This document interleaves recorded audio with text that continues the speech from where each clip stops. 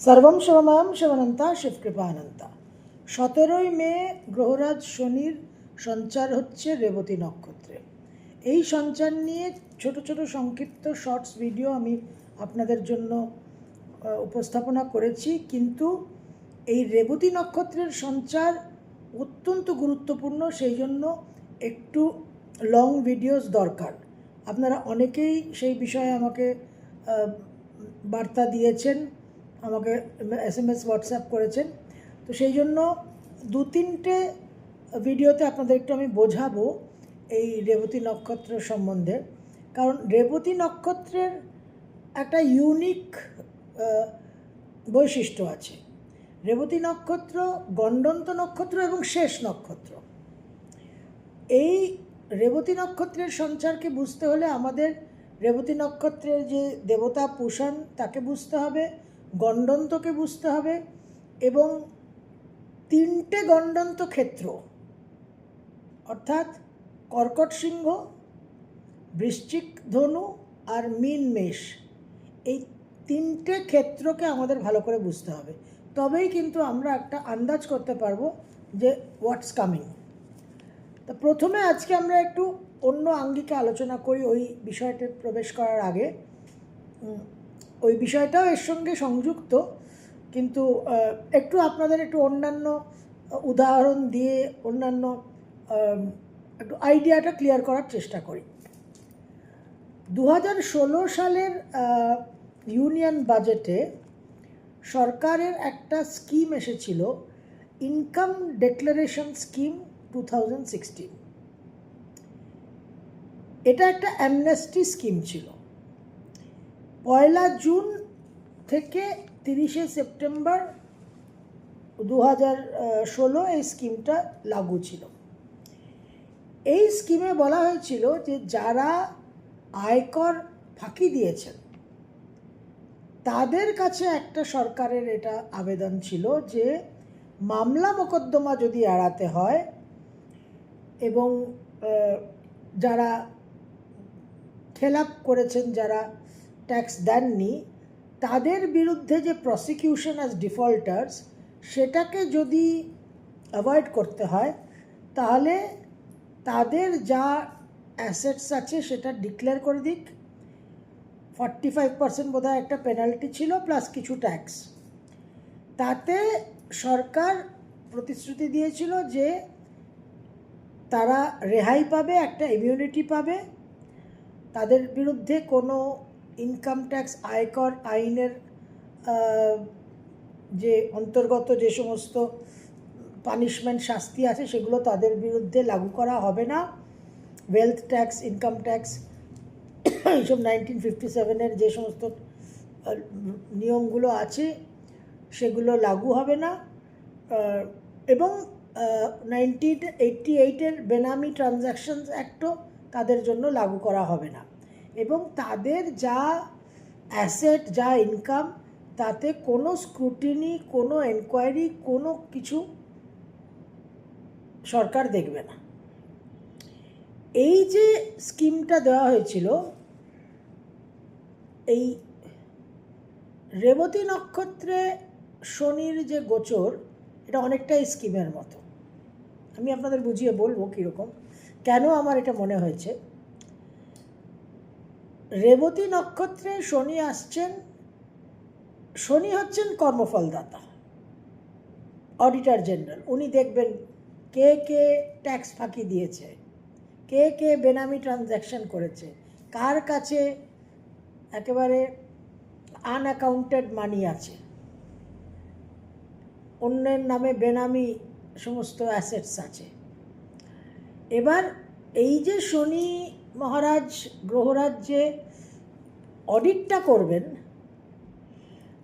এই অডিটের সঙ্গে একটা ছাড়ও থাকছে, একটা প্রায়শ্চিত্ত করার সুযোগ পাচ্ছে মানুষ। কেন প্রায়শ্চিত্ত করার সুযোগ পাচ্ছে?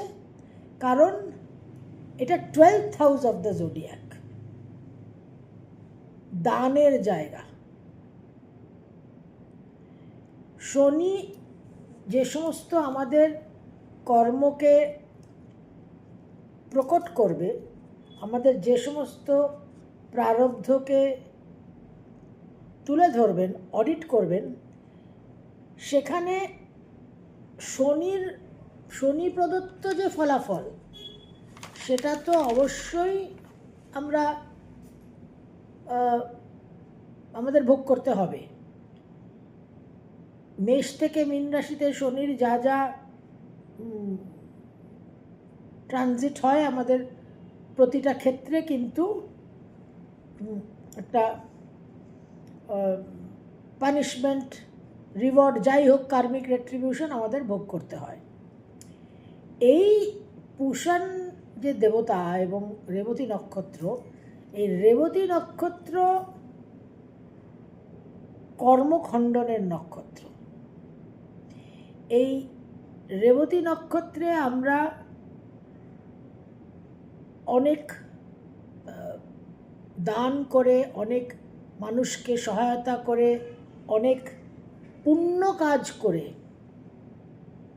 নিজেদের একটা ইমিউনিটি তৈরি করতে পারি। এবং যেহেতু একটা পর্ব শেষ হয়ে আরেকটা পর্বে প্রবেশ, একটা সাইকেল কমপ্লিট করে একটা নিউ লাইফ, তো কারাবাসে যে কয়েদি, তার তো পানিশমেন্টটা শেষ হলো, এবার তাকে, সে যখন মুক্তি পেল, তখন সে নতুন জীবনে প্রবেশ করছে। কারাবাসকালীন কিন্তু তাকে অনেক দণ্ড ভোগ করতে হয়। তো ঠিক সেই রকম এই যে রেবতী নক্ষত্র, এই রেবতী নক্ষত্রে যদি আমরা প্রপার ওয়েতে কিছু চারিত্রিক বৈশিষ্ট্যকে প্রদর্শন করতে পারি, অবলম্বন করে প্রদর্শন করতে পারি, তাহলে কিন্তু এখানে আমাদের বিশেষ ছাড়ের উপায় আছে। এখানে আমরা প্রায়শ্চিত্তটা করলে শনি আমাদের অনেকটাই একটা অ্যামনেস্টি স্কিম প্রোভাইড করবেন, আমাদের একটা ইমিউনিটি দেবেন।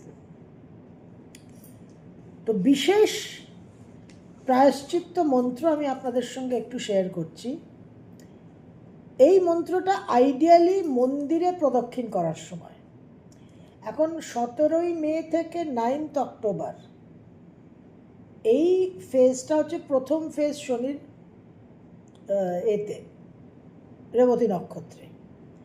এবং একটা ব্লেসিং ইন ডিসগাইজ হচ্ছে যে এই সময় দেবগুরু বৃহস্পতিও কিন্তু কর্কট রাশিতে অবস্থান করে নবম দৃষ্টি দিয়ে শনিকে অ্যাসপেক্ট করবেন। তো এই সময় যদি আপনাদের সম্ভব হয়, যে কোনো একটু জ্যোতির্লিঙ্গ বা শক্তিপীঠ বা সেরকম গ্রহদের মন্দির হলে তো আর কথাই নেই, আর সেই সুযোগ সুবিধা যদি না হয়, তাহলে অন্তত স্থানীয় যে কোনো মন্দিরে যদি যান, অন্তত একবার এই ফেজের মধ্যে।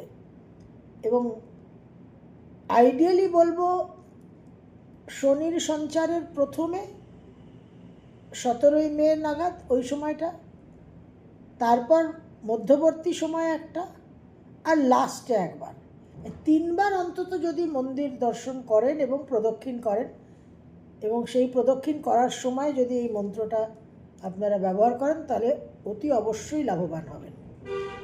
ইয়ানি কানি চ পাপানি জন্মান্তর কৃতানি চ, यानि कानि च पापानि जन्मांतर कृतानि च तानि सर्वाणि नश्यन्तु प्रदक्षिणे पदे पदे। यानि कानि च पापानि जन्मांतर कृतानि च तानि सर्वाणि नश्यन्तु प्रदक्षिणे पदे पदे।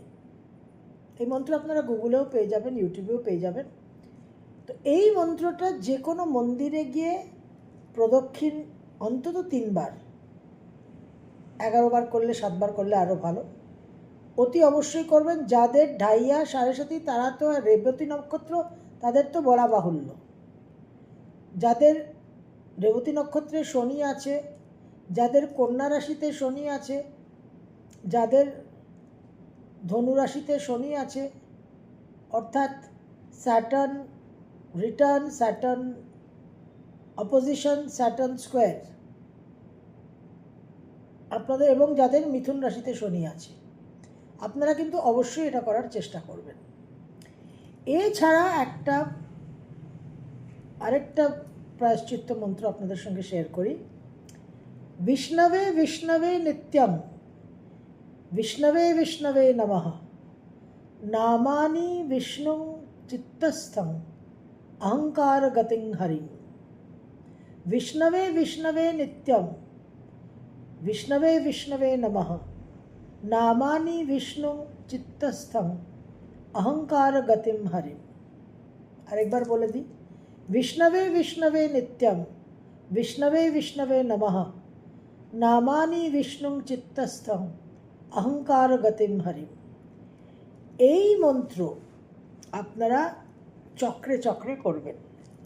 আপনাদের এই সহস্রার চক্র থেকে নিয়ে আজ্ঞা, বিশুদ্ধি, অনাহত, মণিপুর, স্বাধিষ্ঠান আর মূলাধার, এই চক্রে চক্রে প্রথমে ভগবান বিষ্ণুকে আবাহন করবেন, করে এক একটা চক্রে ভগবান বিষ্ণুকে আসন দেবেন, স্থাপন করবেন, করে তারপর এই মন্ত্র 3 বার, 7 বার, 11 বার যে যেরকম পারেন করবেন। এবং এই মন্ত্র করার সময় বিষ্ণুকে প্রথমে আবাহন করলেন, তারপরে যাদের সাড়ে সাথী আর ঢাইয়া তারা কিন্তু দেবাদিদেব মহাদেবকেও একবার আবাহন করে স্থাপন করে এই মন্ত্রটা পাঠ করবেন। এর সঙ্গে গায়ত্রী মন্ত্র is very very important. Gayatri মন্ত্র কিন্তু আমি পাঠ করার কথা বলেছি শর্ট ভিডিওজে। গায়ত্রী মন্ত্রটা পাঠ করার আগে এই যে প্রায়শ্চিত্ত মন্ত্র, यानि कानि च पापानि जन्मांतर कृतानि च तानि सर्वाणि नश्यन्तु प्रदक्षिणे पदे पदे, এই গায়ত্রী মন্ত্র জপ করার আগে মনে মনে কল্পনা করে নেবেন যে জ্যোতির্লিঙ্গ আপনার লগ্ন রাশির সঙ্গে সংযুক্ত। আমি অনেকবার আপনাদের বলে দিয়েছি প্রত্যেকটা জ্যোতির্লিঙ্গ কার কার সঙ্গে, কোন রাশি লগ্নের সঙ্গে সংযুক্ত। তো সেই আপনার যে জন্ম রাশি, জন্ম লগ্ন, তার সঙ্গে সংযুক্ত যে জ্যোতির্লিঙ্গ, সেই জ্যোতির্লিঙ্গকে কল্পনা করে মনে করবেন যে আপনি সেখানে প্রদক্ষিণ করছেন। সেই মনে করে, সেই ভিজুয়ালাইজেশন করে এই মন্ত্র জপ করে তারপরে গায়ত্রী মন্ত্রটা করবেন, তাহলে এক্সেলেন্ট রেজাল্টস পাবেন। এই রেবতী নক্ষত্র একটা ভীষণই ক্রিটিক্যাল, ভীষণই ইম্পর্ট্যান্ট নক্ষত্র। এই নক্ষত্রতে যেরকম অ্যাকশন হবে, কারণ এখানে পুষাণ দেবতা পৌরাণিক যুগে তিনি প্যাস্টোরাল গড, তিনি যাজক। সেই জিসাস ক্রাইস্টের judgement day, sheep to the right and goats to the left, অর্থাৎ কে কি কর্ম করেছে তার বিচার হবে। সর্বত্রই গ্রহরাজ শনি বিচার করছেন, কিন্তু এখানে ওই জাজমেন্ট ডের এনার্জিটা, থিমটা আরও অনেক বেশি জোরালো হয়ে প্রকট হবে। কিন্তু তার সঙ্গে আমরা একটা ছাড়, একটা এক্সাম্পশনও পাবো, কারণ এখানে একটা প্রায়শ্চিত্ত করারও জায়গা থাকছে। তো আশা করি এটা আপনারা 17ই মে থেকেই শুরু করবেন এবং প্রতিদিন করবেন, করলে ভালো, অন্যান্যগুলো একটু কাটছাট করে দেবেন। দেখুন, সবসময় আমি যখন মন্ত্রসাধনা দিচ্ছি এটা বুঝতে হবে যে এটা specific to a certain phase. তো ওই ফেজের জন্য যেটা দিচ্ছি সেটা প্রাইম ইম্পর্টেন্স, সেটা প্রধান মন্ত্র।